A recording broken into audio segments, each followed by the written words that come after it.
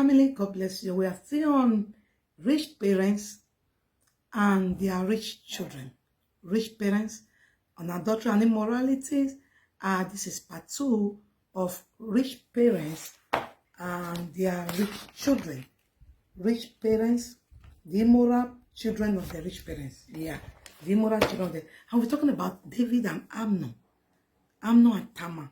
Yeah, for once, I take a look in that family and I feel pain. And I just use it to picture the family of some of the rich people who you really can't tell of what happens to their children and the future of their children. This is the thing that happens in David's house. David was a priest, a king, a man of God, and everything.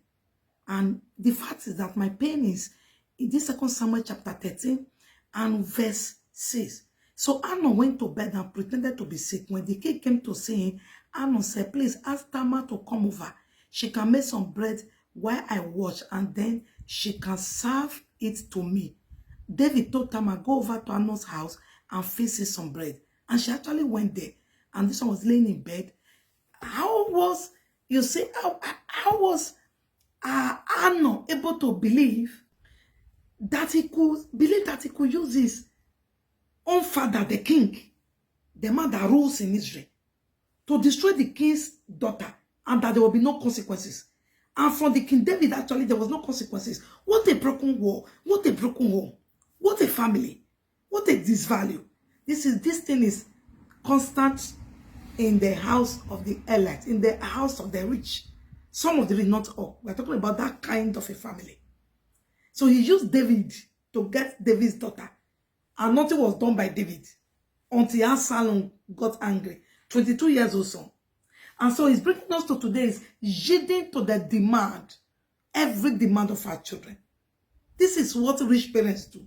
They give them excess money. They give them open check. They give them card. They make these children wayward. They even give, just as we said, maids and servants to these children, everything they want. That is why a young girl of 22 years could tell the servant, go away from me, I want to divorce my sister. And nobody cried out, nobody screamed, nobody defended, because if they defend, they will be slaughtered. The same David that could kill those ones, if they could eventually, if they could dare to say no, to disobey his own son, could not do anything.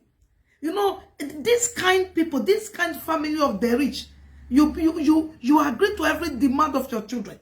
The parents, it's not everything your children demand, you give them. Because their demand can be out of order. They demand for what will gratify their soul, instant gratification, what will make them happy. They don't think of consequences when they are making demand. And they cry loud when you don't give it to them. And so you don't give it to them. So parents give in too much for their children. And look at David say, okay, Tamar go. And Tamar really went there. And is divorced. My pain is that nothing happened. David did nothing to Amnon. It was after 2 years that Absalom revenge.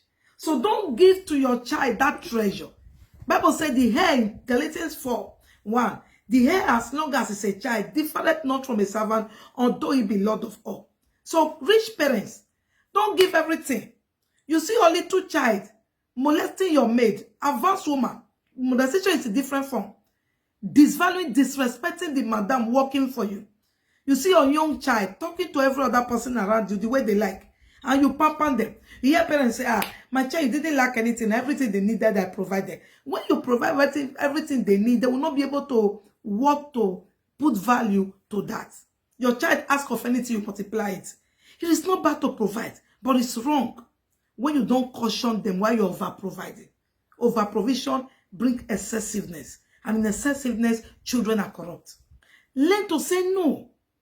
They can carry how many women they like. They can involve in fornication. They can smoke. They can destroy. They can party. They can club. They can molest women. So many of the rich people children, you see the children, all of them are in abroad. This one abroad. Some of them, because of waywardness, their parents are keeping them. Some of them are actually in mental houses. Many of those rich people, where are their children? They can't present them publicly because they are not okay. They are not presentable. Many things are spoiled. Some of them are having mental issue because of the way they were raised, the way they were pampered. Some of them are in prison, back of the counter for molesting girls. Because why? They were raised believing that money can cover everything. They were raised believing that they have immunity. And so they got corrupted. They devour girls. They sleep with girls. They molest girls. They don't care because they were not well brought up. Saying yes to a child in everything is breeding immoral children, is breeding corrupt children, and it's going to hit on you hard. They're going to be like a dog that will devour everything. And at the end of the day, many parents have lost their children. They lose them to illicit life. They lose them to destructive life. They lose them to mental houses, to mental care. They are afraid. Where are these rich men children? Where are they? Have you ever wondered? It's not because they are doing best in abroad. If they are doing best in abroad, why can't they visit? They can't because they are nowhere to be found in the radar. Because they are corrupted. Some are not even living again. They'll be shot. They'll be pulled off the earth because of evil. Parents, be watchful.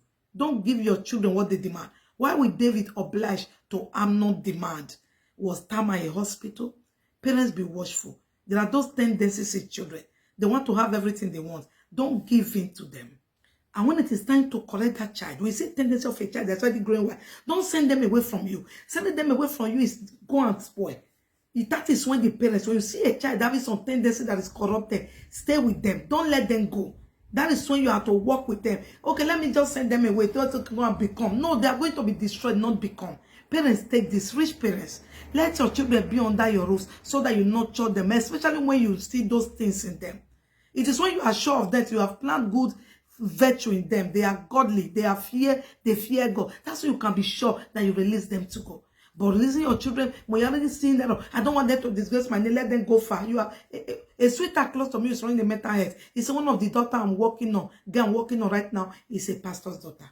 He said I'm working on, she's having issue because she's gone, she's finished.